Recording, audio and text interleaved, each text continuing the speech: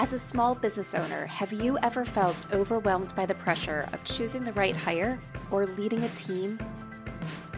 Or have you ever found yourself tolerating a bad hire because you fear trying and failing again as you repeat the hiring process?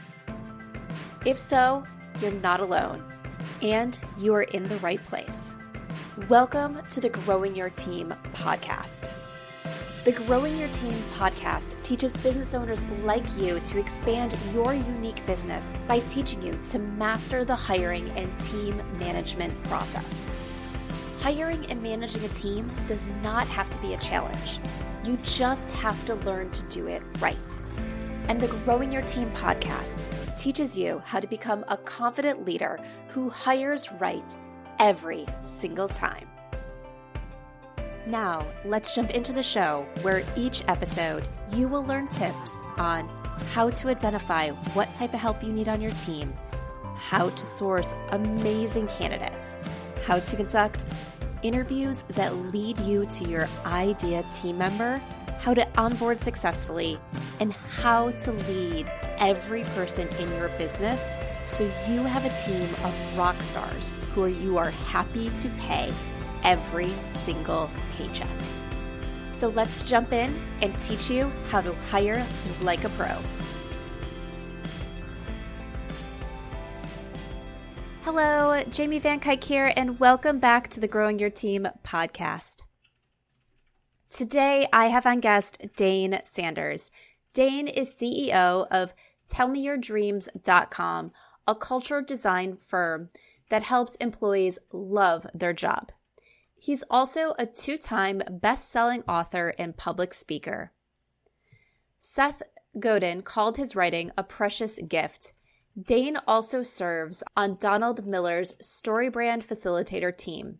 With degrees in business and philosophy, Dane taught leadership and character development at Westmount College, led the development efforts for academic centers at Biola University, and served on the executive team for Alpha USA. He lives with his wife and family in Auburn, California, and online at DaneSanders.com. Today, Dane and I are talking about how to motivate your employees. We talk about, is money a true motivator, and how to build a culture where your employees want to work for you long term. So let's jump right into the conversation. Hi, Dane. Thank you so much for joining us today on the Growing Your Team podcast. Thank you, Jamie. I'm so grateful to be here. Yeah. Can you kick us off with taking a moment to introduce yourself?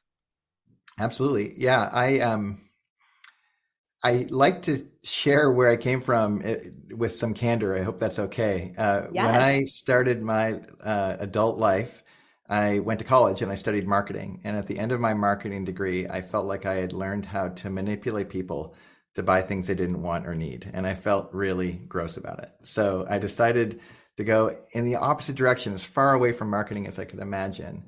And I chose philosophy. So I went to grad school and studied Aristotelian virtue ethics, which is simply fancy words for, can you have a good life? How do you become a good person?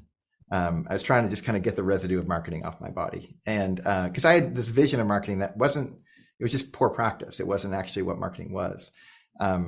Anyways, fast forward, and I found myself, if you know anyone who's gone to grad school to study philosophy, you know they're either unemployed or they are teachers. And I was fortunate enough to become a teacher, and I taught at a liberal arts college up in Santa Barbara and in California, and I taught leadership and character development. So it's interesting, given your line of work, the whole character piece I want to come back to later, but it was a great excuse for me to talk about this good life or the possibility of a good life, and without having the kind of entanglements of like running a business or doing any of that sort of thing. But it was around that time, about 20 years ago, that I got to know two individuals, more than two, but these two in particular stand out for our conversation. The first was a guy named Seth Godin, who I know many of our listeners know. He's perhaps the greatest online marketer on the planet, certainly marketer, actually. And I think first when I met Seth through his writing, and then more personally over time, he really infected me with some new ideas. And those ideas stuck and actually redeemed marketing for me. Now I've become a fan of marketing. I actually became an entrepreneur out of that season of my life. And I'm so, so grateful. And then the other individual at that time who I met then, but really got to know many years later, was a guy named Donald Miller. And Donald has written several books. At that time, he was writing memoirs. And since then, he's written a lot of books around narrative and story and how do you live up to it. Raise the story that you're living yourself, which is kind of that good life thing I was talking about earlier, as well as how can we help our organizations that we're running live into a bigger story, a story that actually is helpful for our customers, whether they're internal customers, like people we're hiring, or external customers, people who are hiring us. And it's really also been hugely formative into the work that I do today. Right now, I run an organization called Tell Me Your Dreams. We help employees love their job. After we get good help from folks like you to actually have them become employees. And that idea of people flourishing at work, it has a redemptive impact and hugely motivating for me as someone who gets a chance to work with a lot of different kinds of organizations to have that effect on the employees. Because when that happens, of course, retention goes way up, engagement goes way up. People are just more wholehearted in the workplace. Yes, exactly. Going back to the beginning of your story, one of my degrees too, I did a double minor, and one of them was in marketing. And I kind of understand like that where you're coming from. It's like getting people to buy things that they don't need. And I know even when I first started my business, that was like sales was one of the hardest things for me because I was just like, oh my gosh, am I convincing people to buy things they don't need? And it took a long time to really reframe that even in my own head. It's like, I'm not convincing people to buy something that they don't need. I'm helping people get what they are looking for and what they do need. Yes, you get it. And that magic is so profound when it's really more sorting than it is selling. Kind of trying to sort through who are the people that actually want what I have to offer. And how do I actually solve real problems that they're already thinking about before I even enter into the conversation. Yeah, it's like they're looking for a solution. And are you able to offer that solution? If you are, great. If not, it's not a fit. You two can both move on, and you can make space for the customer that is the fit, and they can find the right person to serve and provide what they want. Absolutely. Yes. Yeah. And then for what you're doing now, like I love the idea that of getting employees to really love their job. And we get these great people on our teams. And I do think there's a difference between getting an employee or trying to force an employee to love their job versus making it so the job is lovable. Yeah, and it's more difficult to do that in industries that are like not as sexy as the cool kids industries. But I think that there's something about helping people get enrolled in internal drivers of success as opposed to external drivers. So I think of there's this wonderful book called The Dream Manager that talks about a custodial services business in Minneapolis where they had a 400% turnover per role in the company. So every year the same role would turn 4 times. And the main reason was because these individuals who had these jobs, which were good jobs and actually higher paid than industry standard, and but no one when they were kids thought, I can't wait, my dream when I grow up is to work in a custodial services company. Nobody had that dream. And yet what they did was they kind of flipped the script and actually cared more about what was going on internally and what the people wanted, bigger picture, and de-emphasized, actually raised the level of the noble work that is creating space, cleaning up, and actually meeting people where they're at with what they wanted on a deeper level than just the surfacey, free lunches and foosball that a lot of organizations offer. And that's what lit their hearts on fire. And I think that's what I dream of, is this kind of ruthless commitment towards mission where the employees they're enrolled not to act like owners, because oftentimes they're not owners, but to see their work as richly meaningful and calling them up to something, and actually maybe even aligning with their own aspirations as a person. And when those things can kind of align, that's what you get, is wholehearted people who are really giving their best, not because you're coercing them, but because they find the work itself inherently valuable. Right. I actually think I have that book, The Dream Manager, on my shelf back here. It's worth a read. Yeah. But I love all that because I feel like everybody needs to feel like there's some value to their job. And I feel like sometimes in companies, we focus so much on the people that are bringing in the sales, that are helping to grow that revenue, and everyone else kind of gets forgotten. Mm-hmm. And I know, for example, like when I was in corporate, I was an account manager that helped support the sales team after they made the sale, get everything into market. And one of the years, the sales team that I worked for, they were the top producer in the organization. They were president of President's Club. They got to go on this fancy vacation with all the salespeople. And I think I got like a $25 gift card. And I was just Mm-hmm. like, wait, I am here every day busting my butt for these accounts. The reason the clients keep coming back is for part of the reason that I'm doing it. Yeah, you're going out and getting them to sign on a piece of paper, but what about me? And it was Yeah. actually kind of very demotivating that I felt like the salespeople were the only people that were recognized for their work, and the only people that really had that motivation because they were going to get something great if things happen. And it's kind of like this whole like trickle down effect. It's like they can only be great because all this other stuff is happening in the organization. So we really Mm-hmm. have to recognize what each role is doing to make it so those great things happen. And if we can't do that, is there really a purpose for that role to be there? Or are we just wasting money to have people in a position that's not needed? Yeah. It's interesting. When I think about an organization, you have a collective of individuals, right? So this is an age old conversation from Rousseau and Locke and all these fancy old people. The idea of like, what do you push first? Do you push the collective value? Like, what are we doing together as a team? Kind of the team sport approach. Or do you put the individual first and say, no, it's really about those people who finish the job, who close the deal, and so on. And all of these things contribute, of course, to this bigger, you know, bucket of, we think, this thing we call culture. Like, what is your organization famous for? What's the reputation that they leave behind? Just like our character as individuals is the mark we leave behind with people. And I wonder, in the situation you're describing, if your experience would have been different, Jamie, if in that organization they had a view of the individual as an atomic level part to the collective, where they actually would meet in an individualized way with great clarity, like seeking clarity around what is their motivation, how are they wired, how was that wiring formed growing up, how do they make decisions now, and what are their motivations, what do they care about, what do they want, and then actually to build a kind of a forward progress plan for each of those individuals, regardless of their role, but where they saw themselves with dignity, where they saw themselves as being recognized by someone external to them, but ultimately to validate what they are committed to internally. That kind of conversation is just so rare. And you're right, we default to, gosh, who gets the touchdown?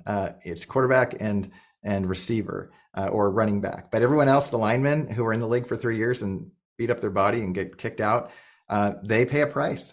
But isn't it wonderful when we can find those very special organizations that go beyond just a bottom line, but actually are considered, they're interested in becoming a great organization where the people, all of the individuals who are in support of that end zone are not only compensated, but they're appreciated for who they are as people. Right, exactly.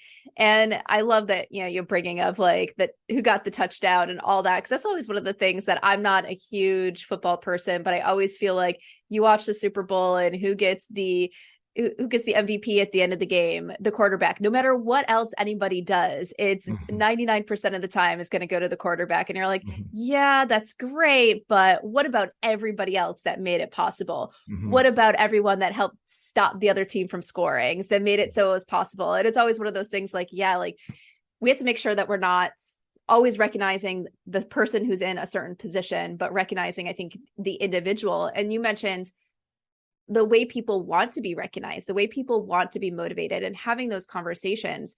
Because one of the things we'll realize is not everybody wants to be recognized and motivated the same way.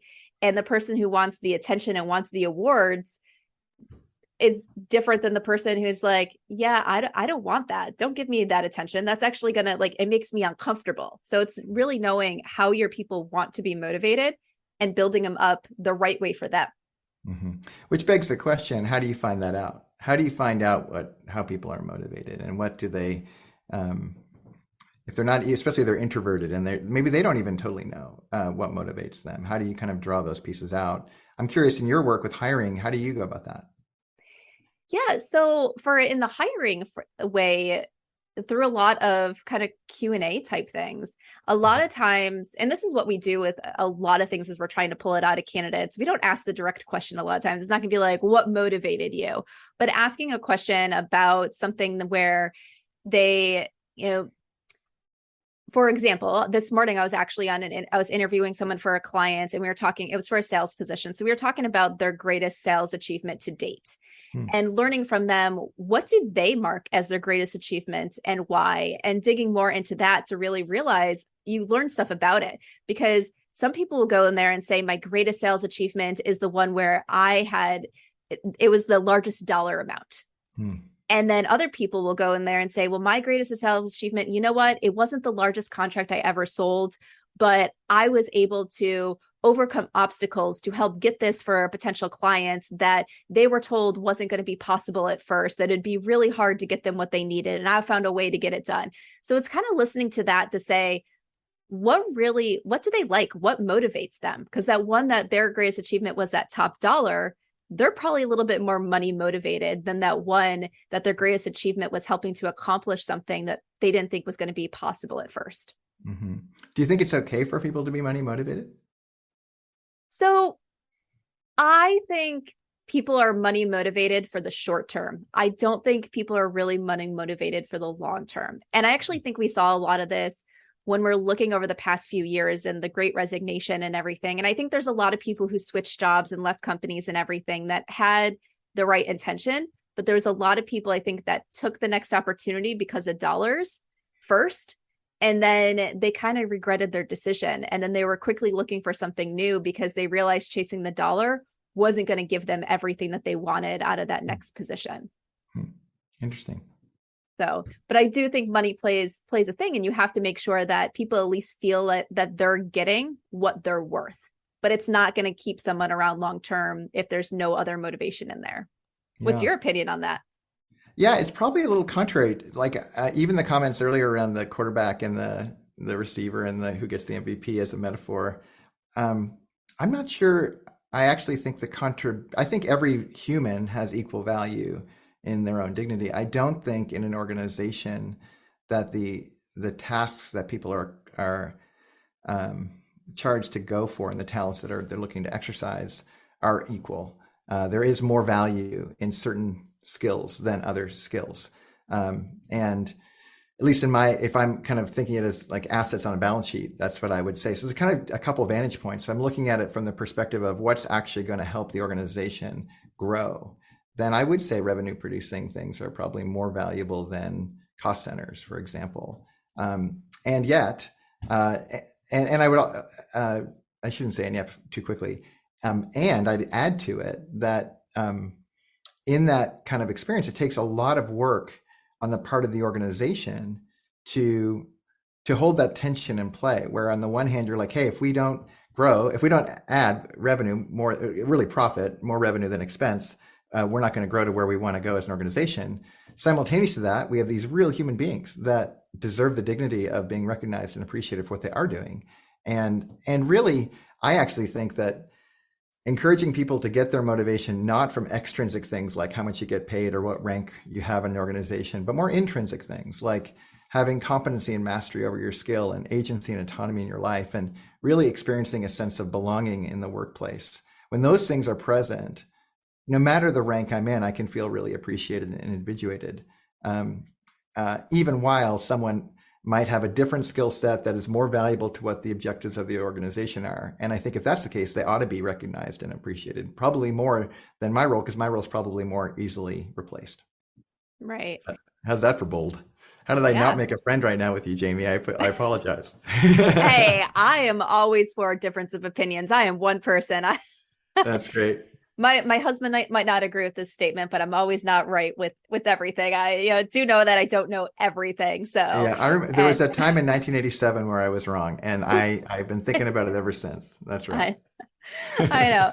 So for those listening today, what is one thing that they can start doing with their team to really create that sense of engagement and retain their team members? Yeah.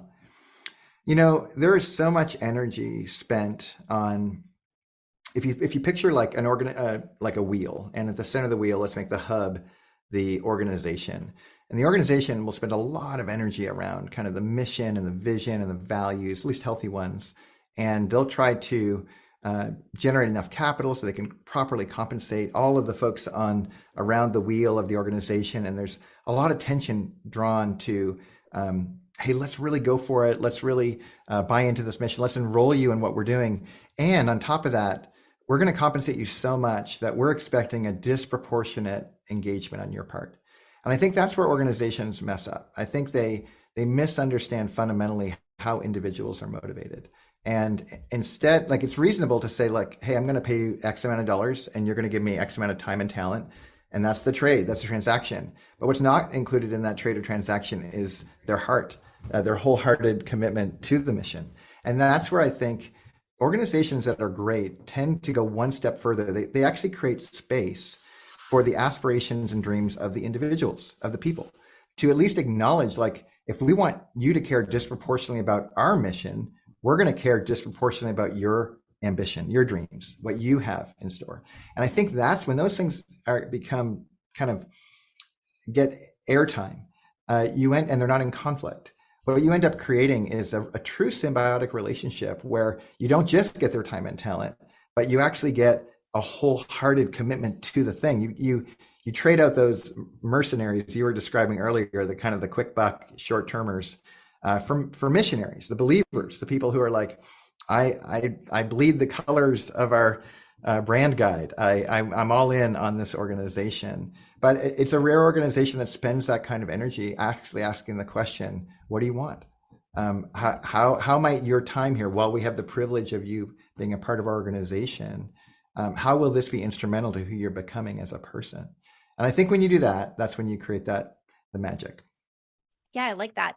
So when you say to sit down and really find out what they want and everything, is it from a work perspective, or is it also from a personal perspective? So kind of what they want and what their goals are outside of work. Yeah, it's a great question. I think that the most important thing is to look at the person holistically and not just from their utility for the organization. I think when you look at them holistically, you really break down that it's a false distinction, like work and life. When I'm at work, I have a life, and when I'm at life, I am employed. Like there's both are and I encourage individuals to think of really their life as an existence in time and space where they have a number of projects that they care a lot about. I'm married. It'll be 26 years tomorrow to my wife, Tammy. We have 4 kids, 1 still in high school, 3 are adults. And we are, that's a major project in my life, a centerpiece, one of the centerpiece projects in my life. So I have a faith tradition that I'm radically committed to, and that's like the center of my world. And I also have this really job that it's a privilege to lead an organization that actually cares about like encouraging companies to go after these dream and aspirations. So when I look at my whole of my life and all the different projects I run, I even run a project called it's called Men and Women of Discomfort. And Men and Women of Discomfort literally is a group of people who get together and practice uncomfortable things. We voluntarily like hold our breath and get in cold water and work out a bunch and eat weird and do good deeds anonymously for people and journal. And we do this over the course of 90 days. And people have radical transformations, like they get in really, really great shape. But more than that, they develop holistically who they are as people. All of these things are projects in my life. So if someone's asking me what my dreams are, how can I not include all of those things, including my job? Right. There's no way. That would be a miss. It would be cutting out big chunks of who I am. And a lot of organizations are satisfied to do that, and they think they're justified because they're paying people money. I disagree with that fundamentally. I think if you're going to actually find the truth about what is going on for people, if you want what Aristotle called a great conversation where you have intelligence, goodwill, and candor. If you want all three, the 3 legs of a great conversation, you're going to get intelligence because probably the people who are working for you are smart. But will you get candor? Will they tell you the truth, the whole of their dreams? Or are they afraid that if they tell you, they're going to somehow put their job in jeopardy? And will they have goodwill? Will they trust you that if they share this information, they're not unsafe? And I think when you create a space where all of those things are invited, what you actually call out is a sense of confidence. And you may not have these people forever because maybe their dreams someday are going to take them someplace else, but you want to know that, at least for the reason of like anticipating they're leaving and you can backfill the role. But more likely what's going to happen is those people will stay longer because they realize even if they took a job that paid them an extra 10 grand or whatever, they won't have a company that actually helps them achieve their dreams.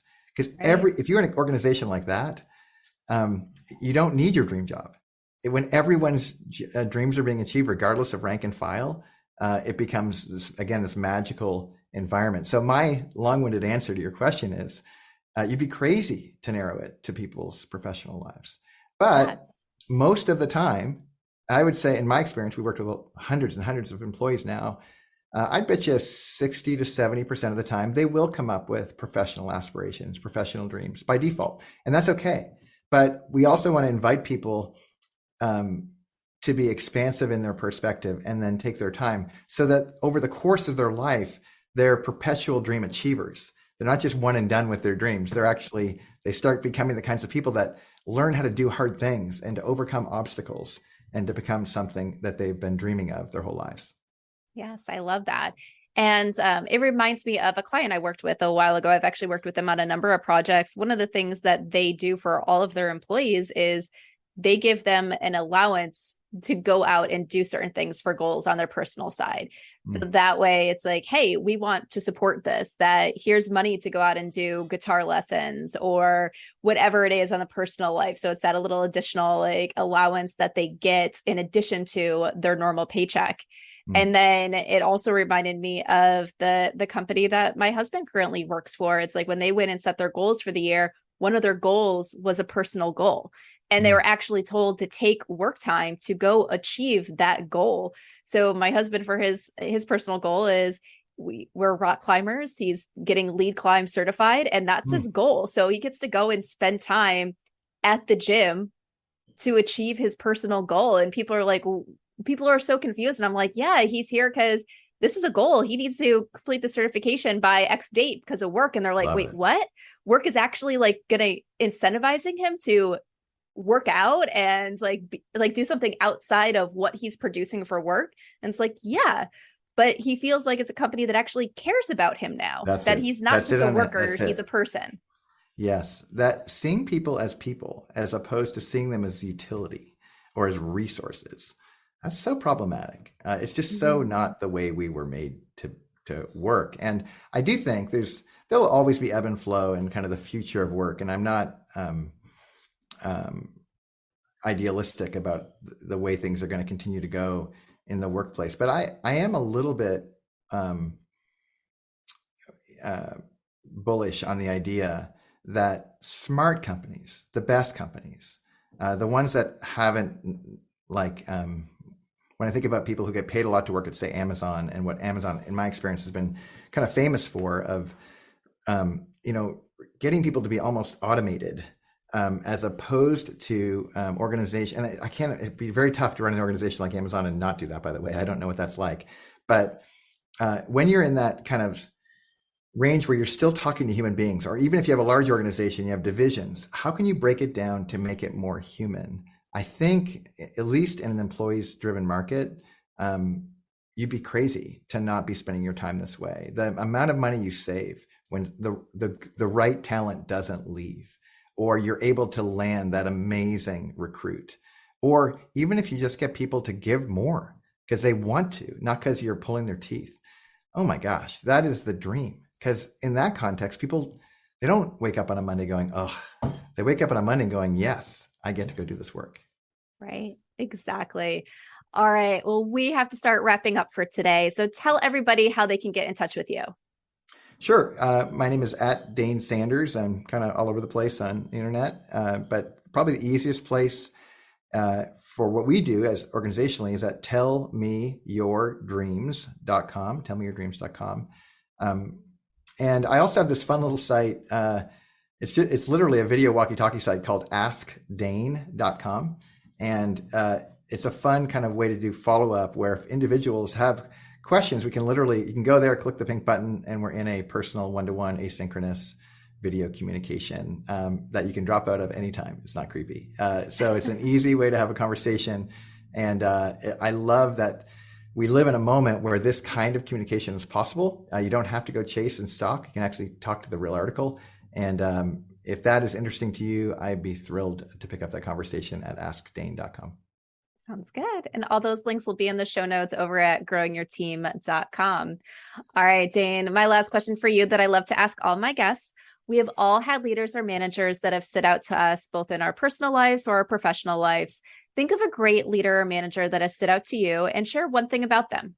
You know, I knew this question was coming, right? And I've thought about it a little bit. And if I'm honest, there are some amazing leaders that I've had the privilege of working under, and they modeled character. Like, they really concerned themselves with who they were becoming.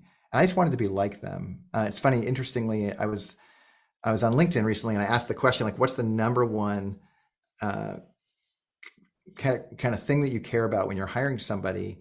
And I think 77% of the poll said character, not skill, and I was like, oh, that's cool. Then I asked a follow-up question. So what are you doing to help cultivate character?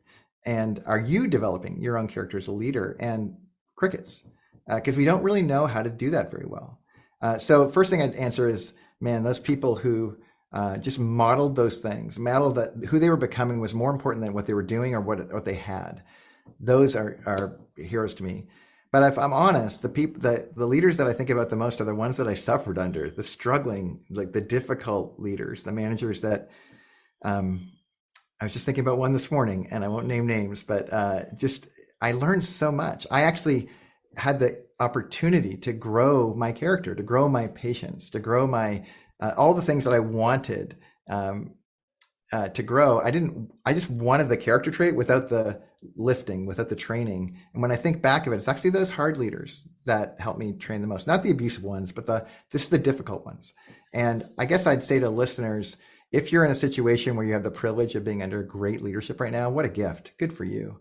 Go thank that person today. But if you are under the burden of someone that's just, it's not toxic, but it's challenging, would you consider reframing that relationship in your mind as a gift, as a get to, not a have to, that you actually have a chance to learn how to grow in this space in a way that you can't in another place?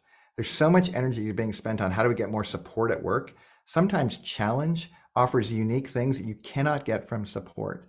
And my encouragement as folks who are listening is just to reframe how they're relating with these sometimes difficult situations. Because I promise in the future, you'll look back and go, I'm actually grateful for those difficulties because they helped you become the kind of person you become. Yes. Yeah, I do agree with that. I think some of the more challenging leaders that I've had report to over the years, and I think they're in that moment, especially because I was very young in my career, they very much discouraged me from a lot of things. And I was just like, especially as a woman, I was just like, oh my gosh, is this what it's like to be a woman leader? I don't want to be anything like this. But as I distanced myself from those leaders and got exposed to great women leaders, I took those opportunities more as learning what I didn't want and how I could manage teams differently. So I wouldn't be those leaders that kind of just drain the team instead of motivating the team. So I feel like there's a lot to learn in all those situations. Absolutely. Well, it's funny. The lesson I'm sharing right now, I actually learned from my favorite female lead, this woman named Jane Higa. She was about 5'0", Asian woman at Westmont College, legend. Didn't have a terminal degree. She didn't have a PhD, but she was a vice president at an amazing liberal arts college.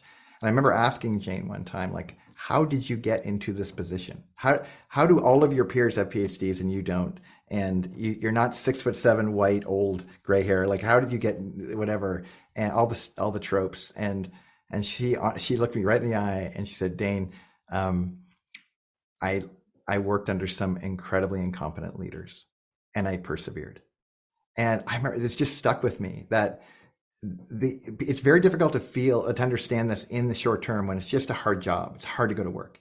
But if you can persevere, the long game, the game that you were pointing to earlier, Jamie, is what will be the legacy bit. And again, I'm not talking about toxic, abusive things, like get out of those situations. You don't need to be there. But if it's just difficult, well, life is difficult. And I'm so grateful for that lesson from Jane, because it really shifted the trajectory of my whole career. That's great. All right, Dane. Well, that's the end of today. So thank you so much for joining us on the Growing Your Team podcast. Jamie, thank you for leading in the way that you are, and not just leading the organizations you get a chance to work with helping them grow their teams properly, but just for creating the space like this for more people to talk and connect around these really important ideas. I'm just so grateful to be here. Well, thank you. Are you getting ready to hire and you wrote a job posting for your open position, but now you're left wondering, will it attract the right candidates? Hiring isn't as simple as telling people that you're hiring and having your perfect candidate show up ready to fill the role.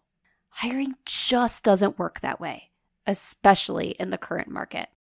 The best candidates only apply to the positions that appear to be the right fit for them.